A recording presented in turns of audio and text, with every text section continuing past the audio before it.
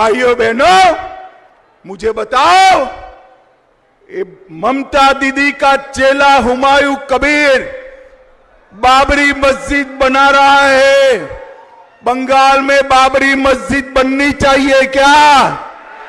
अरे जोर से बोलो, बननी चाहिए क्या?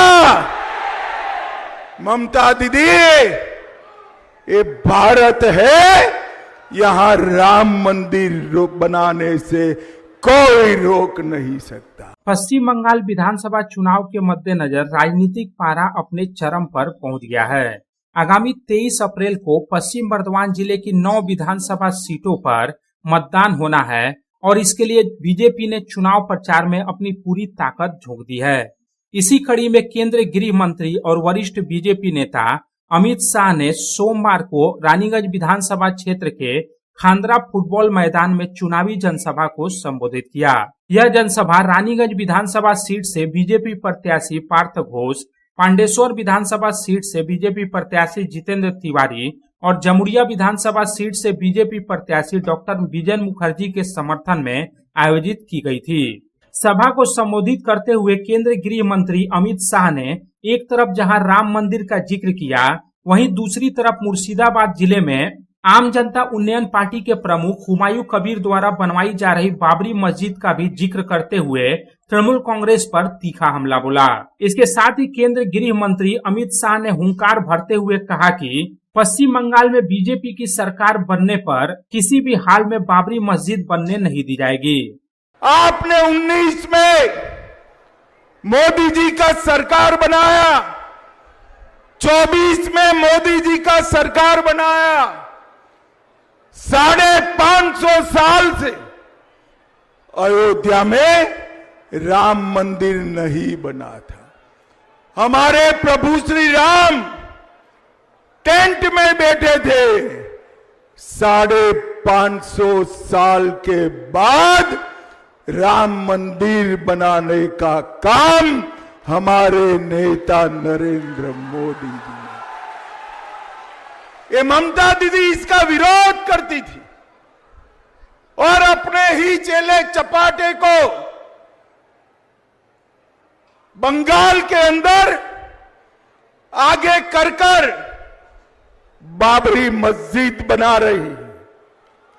भाइयों बहनों, मुझे बताओ, ये ममता दीदी का चेला हुमायूं कबीर बाबरी मस्जिद बना रहा है। बंगाल में बाबरी मस्जिद बननी चाहिए क्या? अरे जोर से बोलो, बननी चाहिए क्या?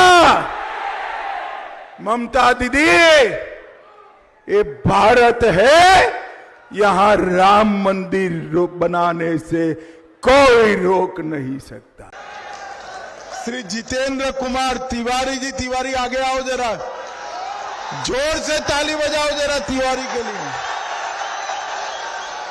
गत चुनाव में तिवारी का थोड़े वोट से रह गया है, इस बार तिवारी को जिताकर भेजो, हम उसको बड़ा आदमी बनाएंगे भाई, बड़ा आदमी बनाएंगे।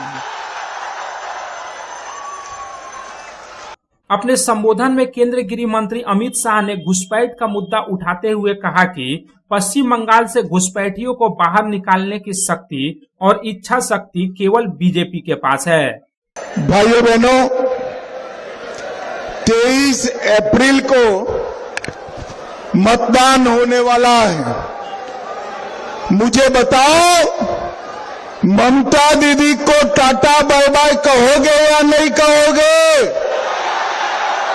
अरे जोर से बोलो, कहोगे या नहीं कहोगे? भाइयों बहनों, ममता की सरकार निकालने का मतलब है घुसपैठ मुक्त बंगाल बनाना। मुझे बताओ, बंगाल से घुसपैठियों को निकालना है या नहीं निकालना है? ऐसी आवाज से निकलेंगे क्या? जरा जोर से बोलो, बंगाल से घुसपैठियों को निकालना है या नहीं निकालना है? क्या दीदी निकाल सकती है? क्या भाईपो निकाल सकता है? केवल और केवल भारतीय जनता पार्टी निकाल सकती है। भाइयों बहनों, भारतीय जनता पार्टी निकाल सकती। ये ममता दीदी ने 600 एकड़ भूमि जो बीएसएफ को चाहिए वो नहीं देती, क्योंकि बाढ़ लगाने का काम पूरा न हो,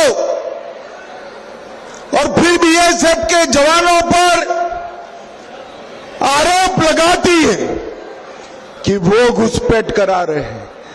अरे ममता दीदी, बीएसएफ के जवान देश के लिए अपना सर कटा सकते हैं, वो घुसपैठिए को नहीं घुस।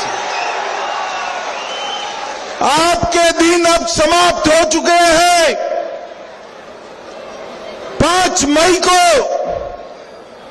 भाजपा सरकार बनेगी और 45 दिन में पूरी 600 एकड़ भूमि हम बीएसएफ को बाढ़ लगाने के लिए दे देंगे। इससे घुटपेच तो बंद होगी ही होगी, परंतु इससे समाप्त नहीं होता। भाइयों बहनों, हम पूरे बंगाल और देश भर से एक एक घुसपैठिए को चुन चुन कर निकालने का काम करेंगे। रामबाबू यादव की रिपोर्ट, पब्लिक टाइम्स। स्वास्थ्य की रक्षा और अधिक पौष्टि, एग्रो फ्रेश आटा की रोटी, खुशी परिवार हरदम ताजा टेस्ट, आटा की जगत में एग्रो फ्रेश बेस्ट। संपूर्ण मात्रा में कार्बोहाइड्रेट, प्रोटीन, विटामिन, मिनरल से भरपूर एग्रो फ्रेश आटा, मॉडर्न साइंटिफिक टेक्नोलॉजी से बना हेल्दी एग्रो फ्रेश आटा। रोटी चपाटी पूरी पराठा, एग्रो फ्रेश आटा। স্বাস্থ্যোজ্জ্বল দেহে সঠিক পুষ্টি, এগ্রো ফ্রেশ আটা রুটি, এগ্রো ফ্রেশ আটা।